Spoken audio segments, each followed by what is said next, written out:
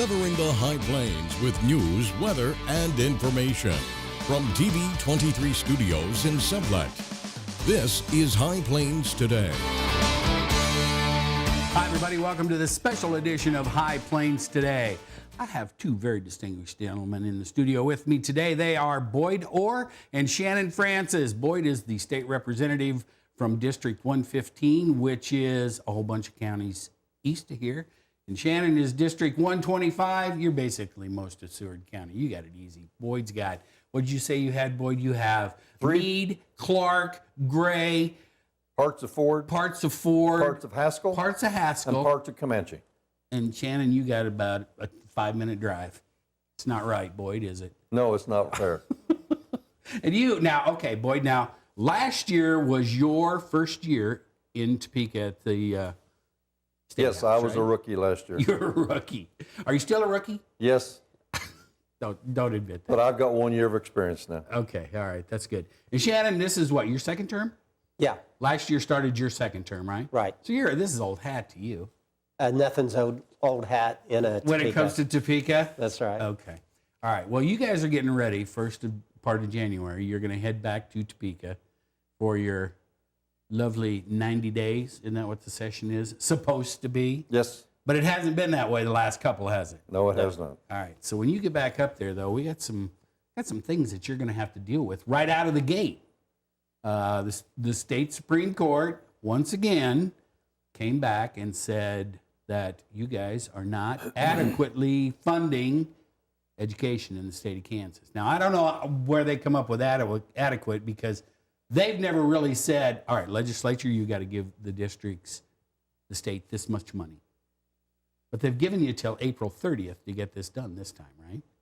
Well, Correct. we have to file our first set of briefs with the court. I believe it's April 30th, or March 30th, I think. April 1st. Okay. So what all is going to be involved? I mean, when you guys get back up there, where are we going to go with school finance to get? I mean, because this Gannon versus the state of Kansas has been going on for a long time. Yeah, I think that's one of the big problems is I don't think we know where to go. We had a great process, I thought, last year where the House and the Senate both came together on a process that they thought would adequately fund education. The court ruled that it wasn't adequate or equitable. I understand the arguments on the equitable. Adequate, that's a lot harder thing to hit. I don't think even the court has a good grasp on what adequate actually is. But we still, now, when we talk about this, you guys both have very diverse districts that you represent. I mean, Shannon, you have 2 districts. Boyd, you have what, 10, 12 districts Yes, in I your do. counties? School district. And a lot of yours, well, all of yours are the smaller districts, where Shannon, you have one large district and then a smaller district. So how is this going to affect your districts when you look at funding, comparing Liberal to, say, a Mineola or an Ashland or something like Boyd has to deal with? Well, and we were talking about this before we started. Education in Kansas is very diverse. Representative Orr's district in Fowler, they have a hard time being able to fund a librarian. Johnson County, they get concerned about 4th grade orchestra. In Liberal, we've got big needs, but I think our administration and our school board feel like they're addressing those needs as well as they can, and yet we haven't maxed out our local option budget. We haven't maxed out our capital outlay. And then you think about communities like Tribune. What is the right amount of spending? And are we getting the money that we're already spending on education? Are we getting it in the right place? And the court really ruled that we hadn't shown our work on whether we were adequately spending it or not. And that'll be part of what happens next session, too. I think the Education Committee will try to put together their case that they are adequately funding education. And then we'll have to see what the court says. All right, but you look at a case like Liberal, and they have not maxed out their local option budget. They could still raise more tax dollars there, but then people are going, you're going to raise my taxes, and everybody gets all when they start doing that. But then you look at smaller districts like Boyd has that do not even, some of them don't even have a local option budget, do they? Right. So, Yes, I think they all have them. oh, they do? Okay. But, raising a small, taxes in a smaller community, especially when you have several schools in a county. I mean, what do your constituents think? I mean, they don't want their taxes raised, period, do they? No, I think you're touching on the real problem here. And the problem that I see is this court ruling is literally pitting east against west, rural against urban. And I think there's going to be some real unintended consequences that we haven't even considered yet. Okay, so And I am afraid of the fight that's coming. So when you say east against west, you're saying that now, I mean, we all look at the Kansas City area, Johnson County, Wyandotte Yes. County, all those. Back in the day, when you talk about east against west, it used to be the other way around. When out here, agriculture was booming and gas and oil were big, all that money was going, and they were crying. But now that's come, It's it's come full, done a 180, hasn't it's it? come full circle. And I am afraid that we are outnumbered when it comes to votes, and we're going to get the short end of the stick. And that's really my concern. I was going to say, you get east of Wichita, how many other state representatives have a district as large as yours? Well, there'd be none. There are some in western Kansas that are larger. Well, exactly. So that's wherein the problem lies. Southeast Kansas may it'd be a little different, perhaps. Southeast Kansas, they're in the pretty much the same predicament as Western Kansas. Yes, that's what I'm saying. Because they've had a lot of businesses and that kind of stuff. The mining and all that went away. So what is the best way to handle this? School finance. When you get back up there, you're going to go, I don't know what to do, because that's what I'd do. Honestly, I think it goes back to process. I think Speaker of the House last year made a focus on process. There's 125 in the House of Representatives. There's 40 in the Senate. The guys in the House were elected every 2 years. I do think you have to be careful. Why do 7 guys in Topeka that have lifetime appointments make decisions when you're elected representatives with a good process can't come up with the solutions that the majority of Kansans support? And I think that's what we have to do. We have to wait and see what the process is, and then we'll have to make our decisions. You just slammed the Supreme Court, didn't you? Yes, he did, but that's okay. We'll talk about that in a little bit. So stay right there, because when I come back with these two gentlemen, we're going to delve into some more stuff like the Supreme Court and the budget that's coming up. I mean, they're going to have to tweak the budget, et cetera. So stick around. We'll be right back after this. You're watching High Plains Today on TV 23 with host Chris Jewell.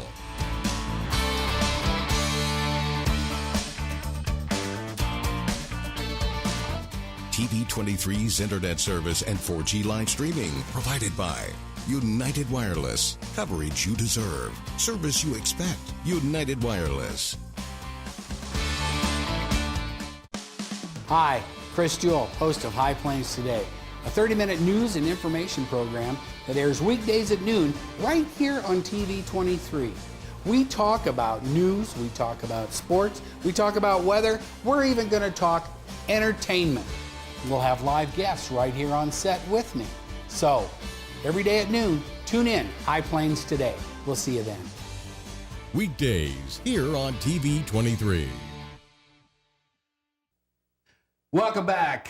I am joined on this special edition of High Plains Today by Mr. Boyd Orr and Shannon Francis. Boyd is the State Representative, District 115, Shannon, District 125. We've been talking about school finance. I was threatening to go back and talk more about it. Shannon talked me out of it. So he's the one you need to send your emails to. Not really. Let's talk a little bit about, now, the budget. Because, and this is going to kind of wind around into school finance too, right? Right. Because last year, I'm going to call it, last year was a budget year, because you actually did the budget. Because you guys have to do the budget every 2 years, correct? The whole deal. Yes. That's right. All right. So this year, though, it's going to be You're just going to have to tweak it, make some changes here and there. And the big thing is you're going to have to come up with what? They figure $600 million for education? Well, like you mentioned earlier, the courts never gave us an exact dollar amount. They've just said that previous studies in the past that they quoted are somewhere in that neighborhood. There's not $600 million in the budget. We don't have the revenues for it. Some of us took the heavy lift last year. There was a tax increase. We did address school funding in that. We put an additional around $460 million over the next 2 years in education. We reinstituted some cuts that had happened for Medicaid, which also takes care of our seniors that are in their nursing homes. We reinstituted funding for the Senior Care Act, which helps seniors stay longer in their home. There were a multitude of things we did, including, I think we put another $1.4 million into the water plan to try to extend our water. Again, depending upon how this education thing comes through, we're going to have to make some adjustments there. Go ahead, Boyd. I think the visiting with the people in my district, the superintendents in particular, most of them are telling me that we can exist the way you have financed it now if you will do what you have told us you're going to do. And so I am reluctant to want to put a lot more money into it because I don't think the districts are requiring or even asking for that. They're just saying, give us your plan and then do what you told us you're going to do, which we haven't done in the past. Haven't done it in the past for several times. Several times. And so they have reason to feel suspicious of us. All right. So when you sit down, they sit down up there, and I'm sure there's people on committees now working on, I hope. Yes, there are. On the school finance. But then we get back to, all right, where's this money going to come from? And you've always told me, they've kicked the can down the road for years. But now we're to the point of last year, the legislature was forced to take all those one-time funds and grab them and sweep them. Right. The bank of KDOT is running dry, correct? It's empty. The roads are starting to deteriorate. Especially in this part of the world. Especially in western Kansas. So that's, again, east versus west. It is indeed. So that's kind of out there. Can I just say something real quick? Yes. I think it's urban versus rural more than east versus west. That's exactly right. There are rural areas in eastern Kansas, and they deal with many of the same issues that we deal with out here. All right, so it's the rest of Kansas versus the giant big metropolitan areas. Is that better?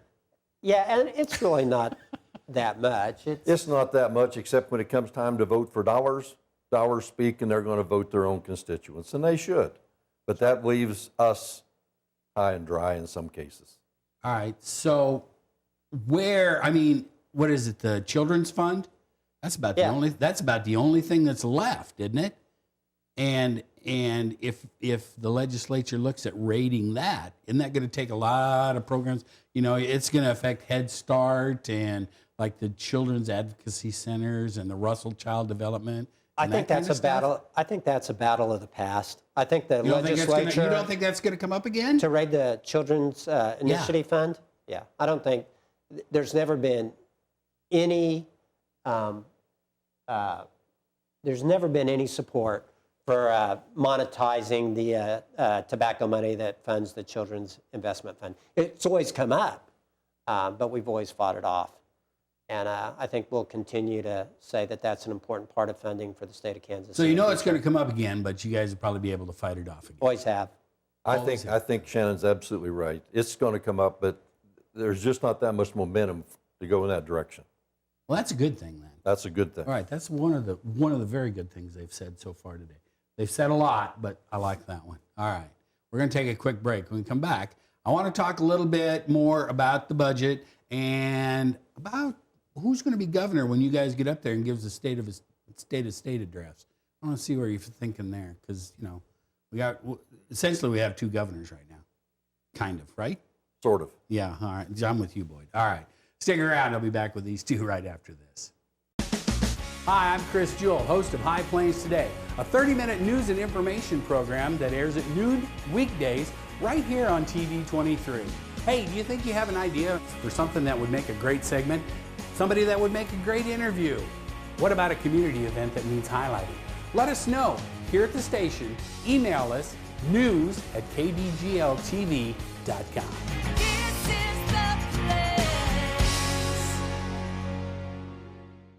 And welcome back, special edition High Plains Today. He's Boyd Ord. District 115, Shannon Francis, District 125, both state representatives in Topeka. We're talking about all kinds of stuff that they're going to be facing when they get back up there to start the legislative session, first part of January 2018. We've been talking about school finance. We've been talking about tweaking the budget. Let's talk about, after you guys get up there and you get all the photo ops and everything out of the way on your first Monday, when you get back, shortly after that is going to be the State of the State address given by, we're not sure who, right? Right now, you would think it would be Governor Brownback since he's still legally the governor, correct? Yes, he is. But Lieutenant Governor Jeff Collier is he the governor in waiting? Since, Governor Brownback's hasn't been appointed to the ambassador of religious freedoms yet. I mean, and Lieutenant Governor Collier's been doing a lot of stuff on the sidelines already, hasn't he? I think he's preparing himself to take over, but I'm not sure when this is going to happen. And as a new legislator, one of the things I would say is it would have been really helpful last year if we'd have had more help from the governor's office. I never had the opportunity to meet with the governor on one single occasion in a small group. And people that have been there before, like Representative Francis, tell me that that's not normal. And I would appreciate some support and some help from them and some direction. And I think that's the way Kansas is supposed to operate. And as we go back, I'm not sure who's going to be delivering that speech because I'm not sure who's going to be our governor. So, and it's kind of been this because Governor Brownback has been making fewer and fewer appearances. He has been. I mean, it's like he has, what do they call it when you're in high school? You have senioritis, right? Yeah. I mean, because he is, no matter what, he's a lame duck governor because this coming year, he'll be done. And no matter what. I think that's probably frustrating for both Governor Brownback and Lieutenant Governor Collier. I think they both anticipate this change, and they're trying to manage it as well as possible. I think there are some issues with Washington, D.C. Getting the confirmation through, and I don't think anybody really knows what that timeline is going to be. Well, he was just up there a week or two ago, and I don't think they told him anything then, did they? Because somebody would have leaked that for sure. I don't think they know themselves. And so I think everybody's just kind of on hold, and it's going to make it difficult starting a session when we don't know who our leader is. Okay. And I know you guys aren't involved a lot in CanCare and the Medicaid and Medicare and all that expansion, et cetera, et cetera. But, I mean, wasn't it, 3-4 years ago, Lieutenant Governor Collier was a big force behind getting CanCare instituted, wasn't he? Yes, he was. He is a doctor. He's a medical doctor. And that was something that was very special to him, and he did promote this. So you got to think that it's going to be kind of tough for him to get in that fight if he's still kind of over on the sidelines, right? Well, he was certainly on the sidelines just last year when the fight was going on. And he's running for governor. And now he's going to run for governor. Wow, that's going to be... It's a tough line for him. Yeah. I just think we need some resolution here, and I hope that this is all decided before the 1st of January. Yeah, because like I said, you guys don't know who's going to step up there. We don't have a clue. But I do think we'll see Lieutenant Governor Collier taking a more active role, even if the confirmation continues to drag out. So really, I mean, all that's left is for Governor Brownback to just sign the paper, right? And somebody Lieutenant Collier to say, state your name, yes, right? Yeah. That's all there is left. I think so. That's right. This sounds like a simple deal. Sam, come on. All right, so now you've got school finance, you got the budget tweaks. We know the bank KDOT is dry. Yes. They're not gonna touch the children's initiative funds. I don't believe they will. Holding you I to don't this. think I don't think we will. All right. So what do you think is going to, outside of those, that's plenty, what do you think are going to be the bigger, what's one other big thing you think you're going to have to face when you get up there? I think education funding is going to suck all of the air out of the room. I do want to put a plug in for Representative Alford from Ulysses. You know, you mentioned CanCare earlier. He's really led a fight for the establishment of a CanCare Oversight Committee to try to correct some of the problems that have happened as a result of CanCare. So I think we're going to continue to see some progression in that area. We're going to have a new department head for Health and Environment. Kansas Department of Right. Health and Environment. Secretary Mosier resigned. Yeah, she's stepping down here really, really soon. Phyllis Gilmore resigned from a Department of Children and Families. So I think you're going to see some changes there. You know, I was talking to one of our associates in the legislature, and there have been some good things that have happened over the last 8 years, but the problem has been we haven't adjusted as we've realized some of the problems in CanCare. CanCare may actually save some money for the state, but there's been some problems associated with it, and there's been an unwillingness to address those problems. All right. So since education is going to suck the air out of the room, I like that. Because that's going to be the first biggie that you're going to have to tackle when you guys get up there. It is. Let me know if you're still breathing after those first 2 or 3 weeks, and we'll see where it's going, all right? Yep. Shannon, Boyd, thanks for coming by today. Thanks for having Always us. enjoy Thanks for talking having to us. you politicians. And we'll have to get you back, you know, when you get a break or something and see how things are going in Topeka, all right? All right. Thank you. Thanks, Thank you. guys. And thanks for joining us today on this special edition of High Plains Today. We'll see you next time.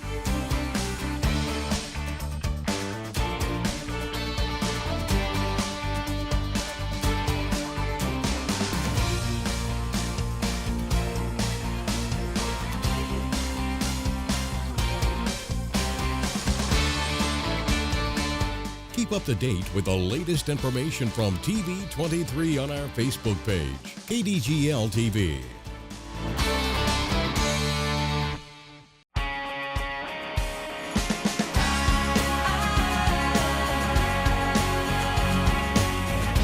Something I feel when I'm right here, something that tells me that I'm home. People are people around here, that's how it is, it's so clear.